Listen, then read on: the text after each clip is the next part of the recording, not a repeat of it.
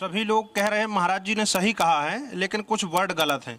कबीरदास जी ने कैसे कैसे शब्द बोले हैं, तुलसीदास जी ने कैसे कैसे शब्द बोले हैं। गीता जी में भगवान कृष्ण ने स्वयं अर्जुन को बोला है क्लैब्यम मास्म गमः पार्थ, मतलब तुम नपुंसक हो।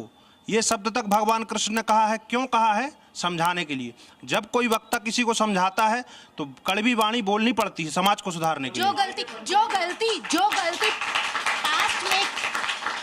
जो गलती पास में किसी गुरु ने की, ऐसा तो भगवान राम ने भी सीता नहीं, जी को उनको निकाला, कोई गलती नहीं मानता, सीता जी को एक्सेप्ट नहीं उनको किया था, लिखा उनका गया तो है। गलती नहीं, है। वो जो कोई गलत गीता करेगा, को आप गलती उसका मानती हो आप? देखिए, गीता को रामचरित मानस को गलती बोलती हो? प्रयोग की बात कर रहे हैं। शब्दों के जब प्रयोग आप क्या? गलती कर आपको रहे मैंने हैं, बताया कि आप समझाने example के में लिए उन्हीं लोगों का आप जिक्र अपने कर रहे हैं। बच्चे को जब समझाते हो तो प्रेम से नहीं समझाते हो। समझाने के लिए वाणी कड़वी करनी पड़ती है।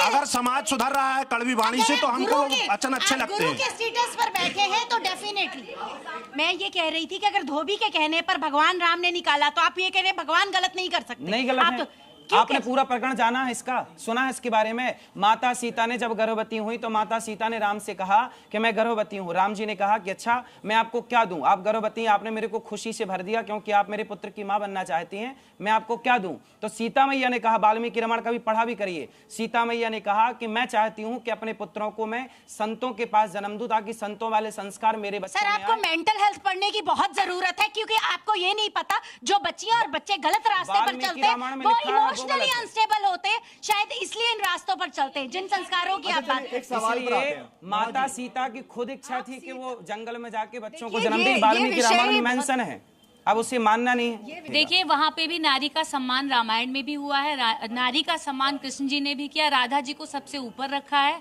तो नारी का हर शास्त्र सम्मान करता है। सोच अपनी अपनी, और हम भगवान नहीं है। रामचंद्र जी बनने के लिए भी बहुत साधना करनी पड़ती, कृष्ण बनने के लिए भी बहुत साधना करनी पड़ती है। आप कैसा राजा चाहते हैं, जो परिवार की बात सुने कि प्रजा की बात सुने? राम जी ने कहा कि मैं प्रजा की बात सुनूंगा। और प्रजा की बात क्या थी? पूरे हल्ला था कि सीता मैया तो रावण क्या रह के आई, पता नहीं शुद्ध है कि अशुद्ध है।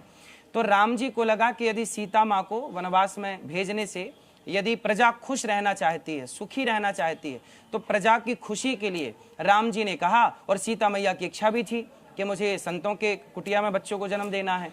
तो राम जी के कारण, प्रजा के कारण राम जी ने सीता जी का हित किया। यदि राम जी चाहते तो धोबी को मरवा भी देते ना, राम जी राजा थे कि धोबी को मार डालो, तूने मेरी पत्नी को गलत क्यों कहा? यदि राम जी धोबी को मार देते या उनका मुंह बंद करते, सैक्रिफाइस किया ना, मुंह बंद कर देते, तो क्या होता? सीता पर आरोप लगा था, फिर वो आरोप सिद्ध हो जाता।